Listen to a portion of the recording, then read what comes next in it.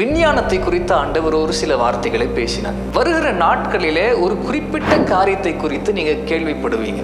Time travelling குறித்து it is possible அப்படின்னு சொல்லி ஒரு சில விஞ்ஞானிகள் தங்களை வெளிப்படுத்துவாங்க. நாங்க அதற்கான ஒரு சில விஷயங்களை கண்டுபிடித்து இருக்கிறோம். டைம் டிராவலிங் பாசிபிள் அப்படின்னா ஒரு காலத்துல இருந்து இன்னொரு காலத்திற்கு நம்மால போக முடியும், ஒரு நேரத்துல இருந்து இன்னொரு நேரத்திற்கு எங்களால பிரயாணிக்க முடியும் அப்படின்றத ஒரு சில விஞ்ஞானிகள் வெளிப்படையா அதை பேசுவார்கள். அதை நீங்க கேட்பீங்க. கடைசி நாட்களிலே ஞானம் பெருகும். ஞானம் பெருகிறபடினாலே சத்தியத்திற்கு விரோதமான காரியங்கள் அதிகரிக்கும். இரண்டாவது ஆண்டவர் சொன்ன வார்த்தை என்ன அப்படின்னா, பனி பிரதேசங்கள் இருக்கிறது தெரியுமா? மலை அளவுக்கு பெரிய பெரிய மலைகளை போல பனி சேர்ந்திருக்குமா. சூரியனுடைய உஷ்ணம் நம்முடைய பூமியில அதிகரிக்காமல் இருக்கும்படிக்கு மேலையும் கீழே இருக்கக்கூடிய அந்த பனி தேசங்கள், பனி பிரதேசங்கள் எல்லாமே நமக்கு உதவியா இருக்கா. ஒருவேளை இது உருகி போயிடும் அப்படின்னு சொன்னா, அங்க இருக்கக்கூடிய பனி எல்லாமே உருகி கொஞ்சம் கொஞ்சமா குறைஞ்சிடும் அப்படின்னு சொன்னா பூமியில உஷ்ணம் அதிகரிக்கிறது அர்த்தம். ஆண்டவர் சொன்னாரு, இது இதுவரைக்கும் பார்க்காத அளவுக்கு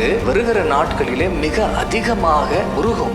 எந்த அளவுக்கு உருகும் அப்படின்னு கேட்டீங்கன்னா, எல்லை ஓரத்துல வசிக்கக்கூடியவர்கள் இருப்பாங்க தெரியுமா, அவர்கள் எல்லாருமே அங்க வசிக்க கூடாதபடி அந்த அளவுக்கு தண்ணீருடைய அளவு அதிகரிக்கும்.